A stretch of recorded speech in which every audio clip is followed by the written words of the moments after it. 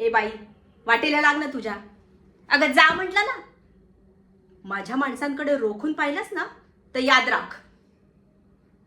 काय ग, तुला सांगितलं होतं ना मी माझ्या मुलीसाठी स्थळं बघ म्हणून. काय स्थळं बघितली आहेत, वा, अगदी तुझ्यासारखी. ए, मला शहाणपणा नाही शिकवायचा. तुझ्यासारखे 56 पाहिलेत मी. मला हलक्यात नाही घ्यायचं. अगं, माझ्या श्रुतीसाठी 1-1 लाख पगार असणारी मुलं दारात उभी होती, पण एकाला भीक नाही घातली मी. माझ्या श्रुतीसाठी करोडोतला मुलगा बघणार आहे.